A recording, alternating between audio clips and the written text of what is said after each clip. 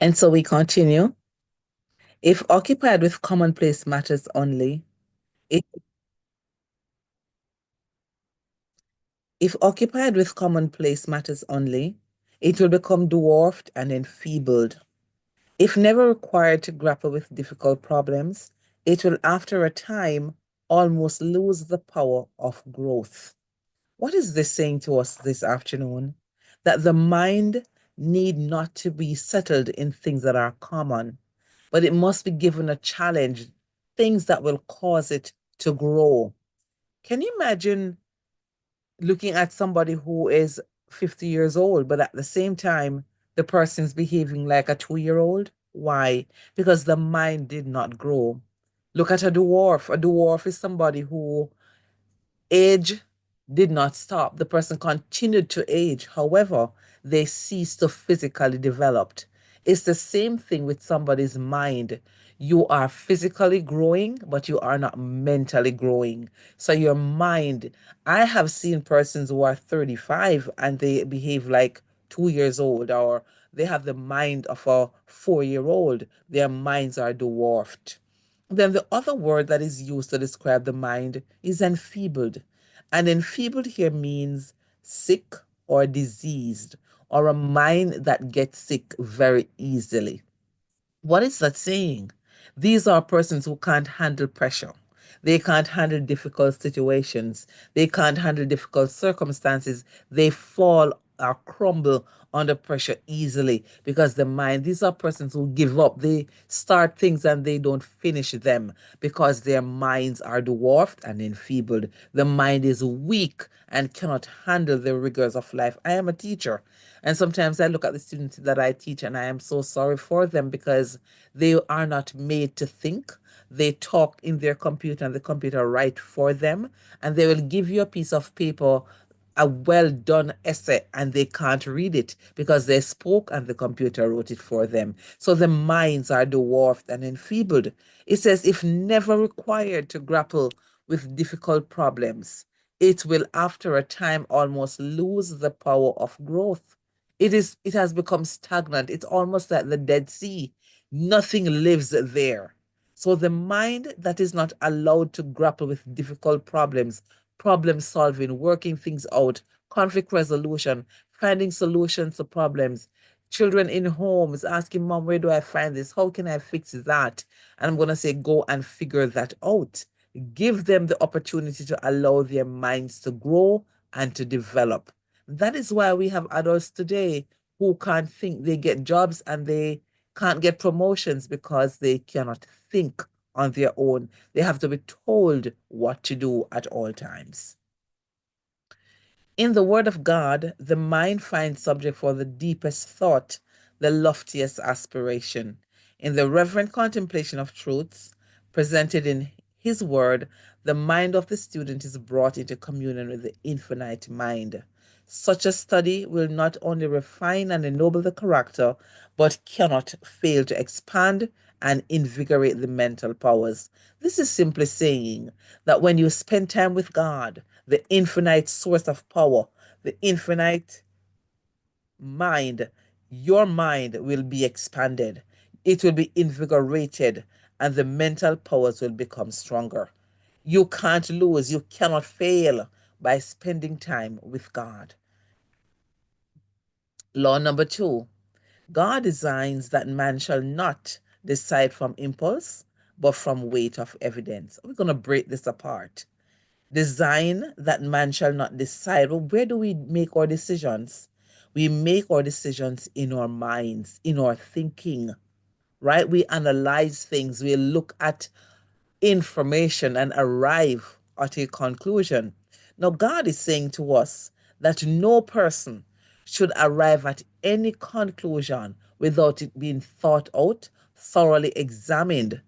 We cannot and should not make life changing decisions on impulse. What are impulse? The way we feel. Our feelings are fleeting. We can't trust our feelings. Today, I feel like I like that person. Oh, 2 months later, I don't like a bone in the person.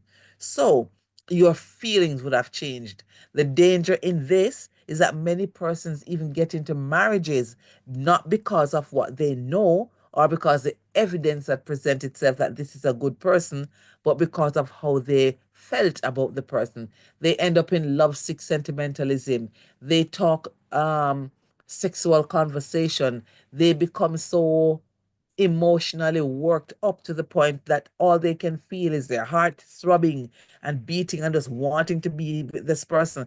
That is impulsive and irrational. So you are not looking at the red flags, you're not looking at the evidence to show to you that this is not where you need to spend the rest of your life. But because you are led by your feelings, you're led by your emotion. I am led by my feelings. We are led by our emotions and our impulses. We make decisions, and oh, some of us spend the rest of our lives regretting them. So no decision is to be made based on how we feel. Now I take you to the court of law. In a court of law, you must present what is called points to prove an offense was committed. You must, if an offense has a 5 points to prove that it occurred, you can't have four and the person be convicted. So you cannot make a decision on just four. All the evidence must be present for the decision to be made. That's what God is asking us to do. All the boxes must be checked. None must be checked on emotion. None must be checked on impulse. None must be checked on feelings. You must know, I must know, we must know that decisions we're making, they are made on facts, they are made on irrefutable evidence, and not by the way we feel. It is not the plan of God to compel men to yield their wicked unbelief. Before them are light and darkness, terror and truth. It is for them to decide which to accept. The human mind is endowed with power to discriminate between right and wrong. So every human being, once you have a mind, you have the ability to be able to decipher, to think and to determine, is this right? Is this wrong? There is a moral compass that is embedded in the mind of every human being. And we are to use that to discriminate, which means they're to decipher, to arrive at, to determine, to make a conclusion whether or not this is right or wrong. Law number 3. It is a law of nature that our thoughts and feelings are encouraged and strengthened as we give them utterance. What are we saying here? Our thoughts and our feelings are encouraged and strengthened? Oh, absolutely. Now, whatever thoughts you have and feelings you have, they become encouraged or they become stronger as we give utterance to them. What do we mean by that? If I am thinking that this particular person don't like me, if I keep feeding that thought, which is giving that thought utterance, and the utterance here doesn't have to be speaking aloud, just the fact that you keep repeating the thought, you keep thinking, oh, I can't get it off my mind. It's a constant in my mind. I keep thinking about it. You are giving, I am giving that thought utterance. So the more we think about that thought, is the stronger it will get. It will become encouraged. Have you ever heard somebody saying that person can do whatever they're doing with you because you encourage them? So you entertain what they're doing. So whatever the person is doing lingers because it is being entertained, right? It is the same thing with thoughts. Your thoughts are being entertained and accommodated, and they are going to grow. Let me paint a very serious picture in our minds. Have you ever seen somebody carve something on a wood? Or you see carvings on a piece of wood? If somebody were to carve in a piece of wood once, picture with me in your mind's eye, you carved or we carved on a piece of wood once. It has one mark. But if we continue to make another mark on that same piece of wood or maybe on a tree, we have seen trees where people go and inscribe things. But they make multiple marks in one area. The area that has many marks will inevitably become deeper in that bark, in that tree bark. The one that had just one mark, before long, it will fade. But the area that has many marks is going to create a deeper impression and it is almost impossible to get out. Now think of your mind as the bark of the tree. Each time you, or each time we mark in that spot and it gets deeper, that's what we're doing each time we think a thought. So if I'm thinking in my mind that I have diabetes, I have high blood pressure, my husband don't love me, my children don't love me, my co-workers don't like me, and we keep thinking that and thinking that and thinking that, we are actually creating pathways in our minds, and they are deeper each time we think the thought. Is it any wonder some of us are so negative? Because as we open our mouth, the impression that we are created in our minds are the only things that will come out. If we speak positively, have you ever been around persons who say, oh, that person's a breath of fresh air? That person is always sharing something positive, always have something uplifting to share. Why? Because such a mind has always been thinking the positives, the pure, the high and noble. So the more we give the thoughts that we think utterance, we are strengthening them and we are encouraging them to become a part of us. It's the same thing with our feelings. Oh, I come across some persons who they throw toxins at you. Every time you talk with them, it is so toxic. Why? Because I feel, and you have to be gratifying them and appeasing them every day. No, don't feel that way. No, I love you. I don't think that way about it. But because of how they think about themselves, every time something happens, oh, you make me feel. Oh, nobody can make you feel. Nobody can make me feel. I am in charge of my thoughts and I am in charge of my feelings. I will not allow anybody to change my mental space. So we cannot give our impure thoughts and feelings any form of utterance, because if we do, we're only strengthening them, encouraging them to our detriment. If they are positive, they are to our upliftment. But if they are negative, they are to our detriment. Some of us think our way into depression. We think our way into suicide. We think our way into psychosomatic sicknesses like asthma attack. We can think our way into those things, and we can also think our way out of it, because a merry heart doeth good like a medicine, but a broken spirit dries the bone. While words express thoughts, it is also true that thoughts follow words. If we would give more expression to our faith, rejoice more in the blessings that we know we have, the great mercy and love of God, we should have more faith and greater joy. No tongue can express, no infinite mind can conceive the blessing that results from appreciating the goodness and the love of God.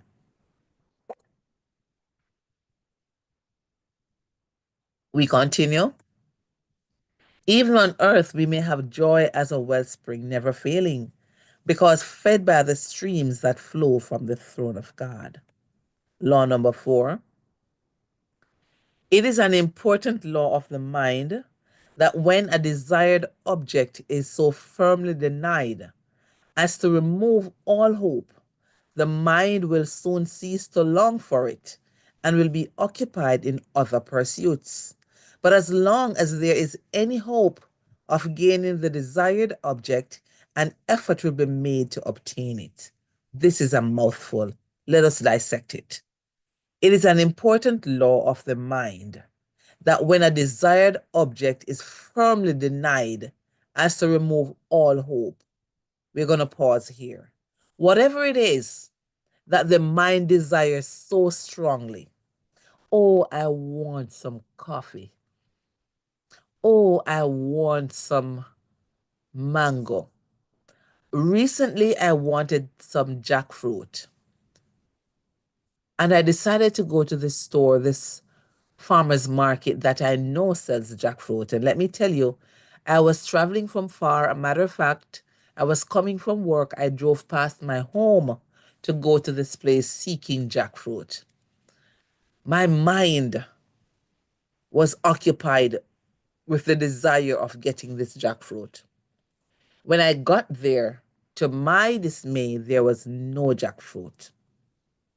So the mind desired to get this item or object. However, when I got there, I quickly realized that there was no jackfruit. So that desire was firmly denied as to remove all hope. Now there's nowhere else I can go to get this jackfruit, which means all hope was removed that particular day. What did I do? The next part of the law says the mind will soon cease to long for it, which is the desired object, and will become occupied in other pursuits. Immediately, I realized, Diana, the desire that you have for jackfruit has been firmly denied, and all hope of obtaining that was removed. My mind immediately started looking on the fruit shelf. What else could I purchase? I saw watermelon, I saw pineapple, I saw persimmon, and I said, wow, I'm going to have me some persimmon. Immediately, the mind ceased to long for this jackfruit because it does not exist. It was firmly denied, and all hope of obtaining it was gone. And then my mind became occupied with something else on the shelf, another fruit. However, as long as there is any hope of gaining the desired object, in this case, the jackfruit, an effort will be made to obtain it. Let me tell you what happened. While in the store, I called my girlfriend and I said, you know, I'm at this store. I'm trying to get some jackfruit, but I didn't see any. She says, why didn't you go to this store? I said, I didn't know they sell jackfruit. She said, yes, they do. What do you think I did? I put down everything else I had and went to the other store to try to get the jackfruit. Because in my mind, there's a glimmer of hope that I will get the jackfruit. But as long as there's any hope of gaining the desired object and effort, so I made the effort to go look for this object that I desire. However, if there was no hope at all of getting it, I would have stuck with what I saw on the shelf as my alternative. What is this saying to us as we listen this afternoon? We look at children in most instances, and we can look at adults as well. Let's see what it has to say. It says, great harm is done by a lack of firmness and decision. I have known parents to say, you cannot have this or that, and then relent, thinking that they may be too strict and give the child the very thing they at first refused. A lifelong injury is thus inflicted. When we refuse to be firm and steadfast in our decisions, we create children that become monstrous, narcissistic, and we have many of them as adults. They don't know what it means to be denied anything. If they're told they can't have it, they rant and rage. And these are people who stop at nothing to get what they want. They climb on people, they lie on people, they plot on people, they blackmail people because what they want, they must get it. Because when they grew up as a child, they never stopped until they get what they wanted. They wore down their parents. They made their parents feel guilty just to get what they wanted. And they realized that there was some hope of obtaining that which they desired, and so it was given to them. Why it is a lifelong injury? Because as long as these people live, it will be something that they abide by. The only thing that can change those minds is the love of God. Because that mind becomes selfish, It becomes narcissistic. It only wants what it wants. So parents, we go to church and we say to the children, you can't take your tablets to church. You can't take your Chromebooks to church, or you have to do something. And before long, we change our minds. The children are realizing that we are not firm and we are not decisive. And so they can take advantage of us. And while we think we are appeasing to them, we are developing monstrous personalities and character that will affect us in the long run. Law number 5. The consciousness of right doing is the best medicine for diseased bodies and minds. What does consciousness here means? An awareness, being aware, to know something. So we can change the word consciousness and say the awareness, the knowledge of right doing. And right doing means righteousness. Righteousness is right doing. So the knowledge, or to be aware of righteousness, is the best medicine for diseased bodies and mind. So whatever lives we are living, if they are unrighteous, rest assured we're going to be living in a diseased body and mind. The only medicine that can fix our minds, remove the disease that we have there, that are the evil thinking, the evil surmising, the unforgiveness, the resentful, the revenge. That is a diseased mind and body. And so, what is it that we can use to get rid of that? Righteousness. We must practice right living. Speak well about people. Don't be selfish. Don't rejoice over people's downfall. All of that happens in a diseased mind and inevitably a diseased body, because all hormones are released from the mind. So if the mind is sick, then it's going to release spoiled substance. Think of a tomato that you have that is spoiled.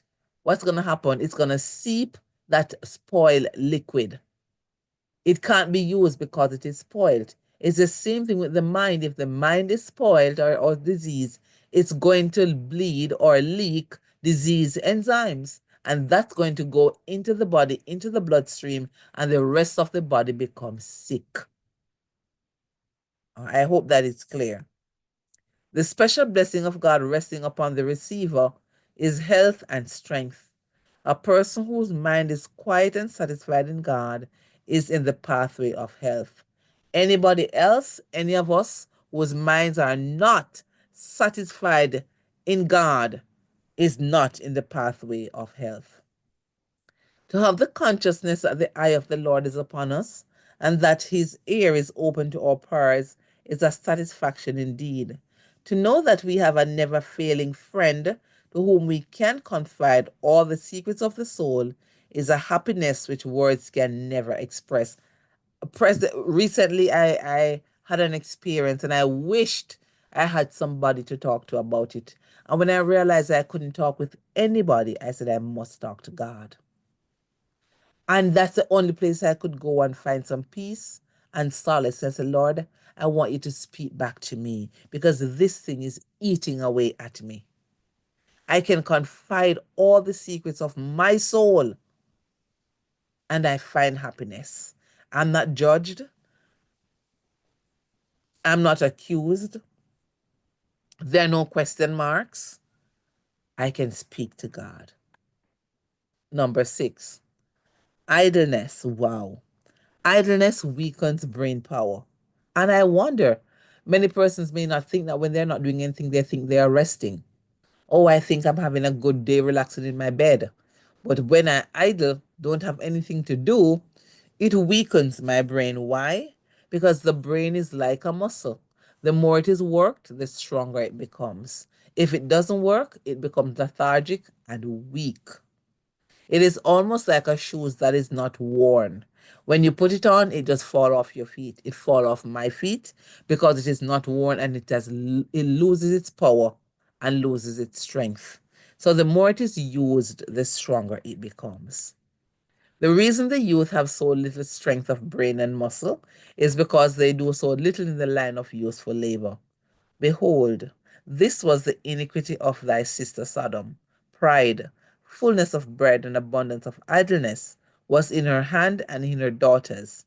Neither did she strengthen the hand of the poor and needy. And they were haughty, full of pride, and committed abomination before me. Therefore I took them away as I saw good. So there you have it. There is no city on earth that can be compared to Sodom. And look at what they did. Our minds can't even imagine the condition of Sodom. Why? Because they were idle, had nothing to do. So many times we allow our children to run around, don't do anything, they have no chores in the home.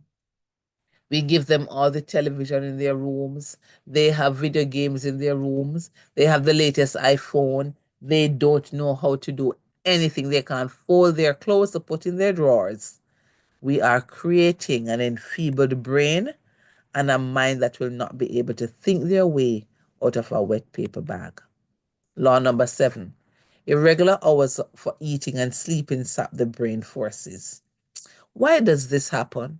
Irregular hours for eating.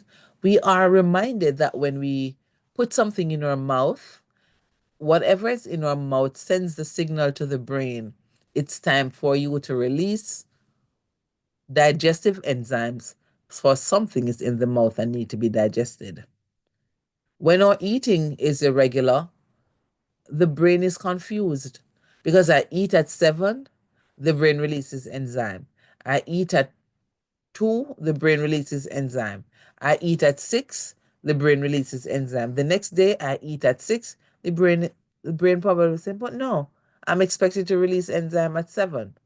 Then the next day you eat at 8:30. That irregularity in eating causes the brain to lose its strength and vitality. The mental powers will surely become contracted and lose their ability to grasp the deep meanings of the Word of God unless they are put vigorously, as mentioned earlier, persistently to the task of searching for truth. Law number 8.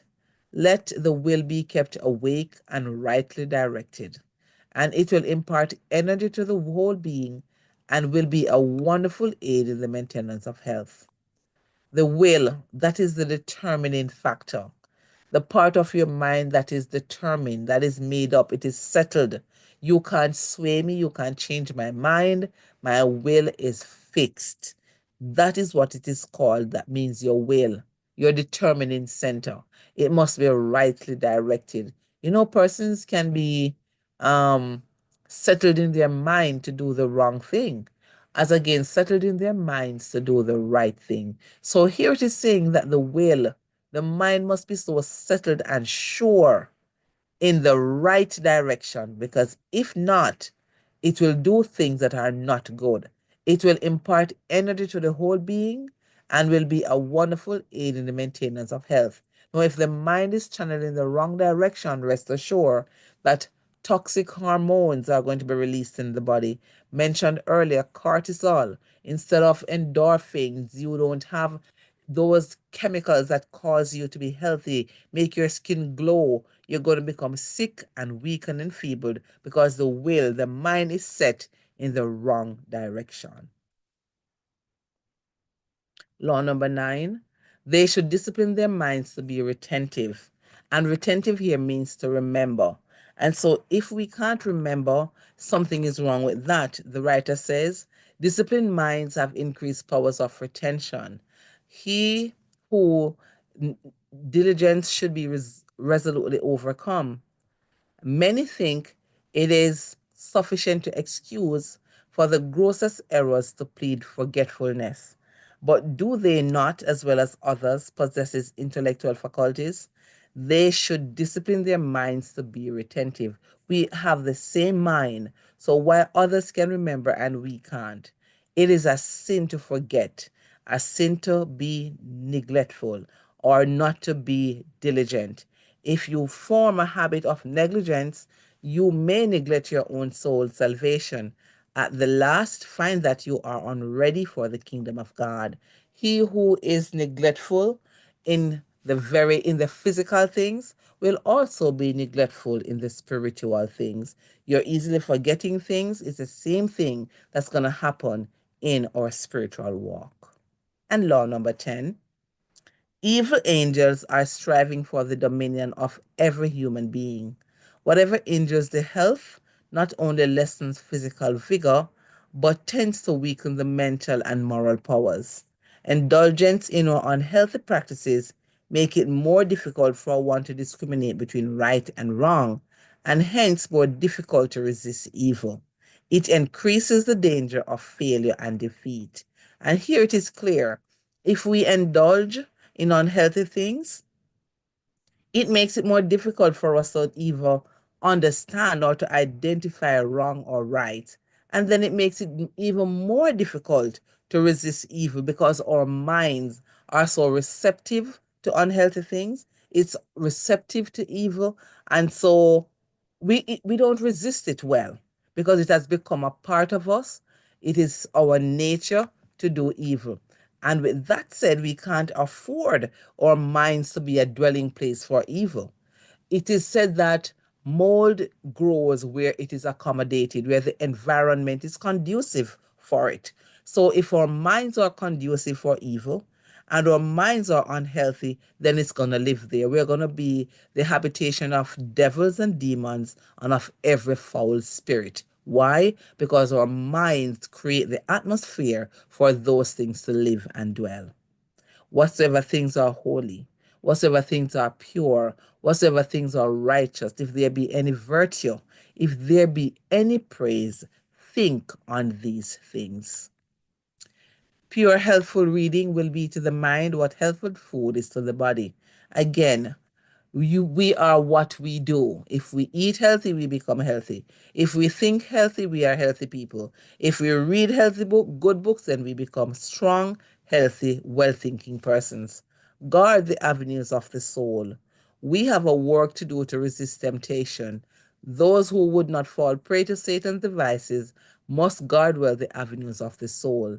We must avoid reading things that are not healthy or things that are impure for the mind. The mind should not be left to wander at random upon every subject that the adversary of souls may suggest. We can't watch what everybody watch. We can't read what everybody read. We can't listen to what everybody listen to. What your hands, what they do. Watch your eyes, what they see. What your ears, what they hear. Lips, what they say. And feet, where they go. And so we continue. But in view of the issues at stake, nothing with which we have to do is small. Every act casts its weight into the scale that determines life victory or life defeat. Everything that we do, we will have to give an account for our actions. As the flowers turn to the sun, that the bright beams may aid in perfecting its beauty and symmetry, so should we turn to the Sun of Righteousness, that heaven's light may shine upon us, that our character may be developed into the likeness of Christ. The same way the flowers turn to the sun and gets the light so that it can develop that process of photosynthesis so it can produce food and energy and life. It's the same way we are to turn to the Sun of Righteousness so that we can be developed. In the end, watch your thoughts. They become words. Watch your words. They become actions.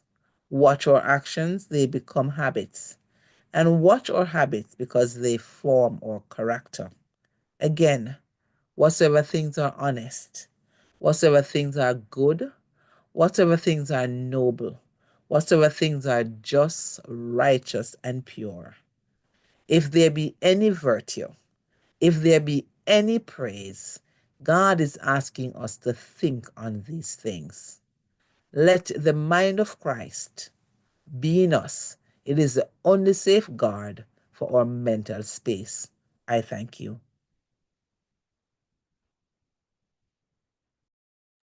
Thank you so much, Sister Diana. That was beautiful. Thank you again for elaborating on the laws of the mind and how it affects our thoughts, our action, our personality.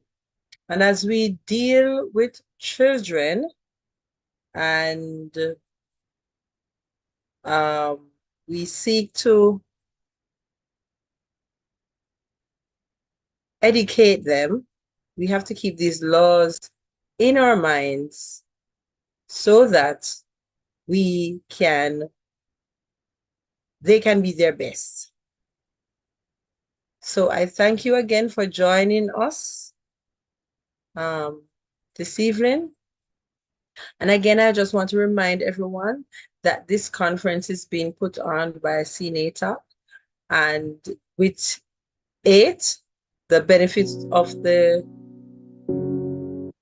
conference, part of the benefit goes to it. That's the Ernest Institute for the Gifted, Hyperactive, and Talented Children. That school. And we hope that you share the link with others, that you visit the link, give a donation toward their development, the growth of the school. In the chat, we have the link. I think I may have to post it again. The link for you to join the community. We thank you so much for going on. We ask that persons drop their email in the chat so that we can connect with them and you can get a copy of the recording. Thank you again for such a powerful presentation. And without further ado, we say good night. Thank you, everybody. See you next week.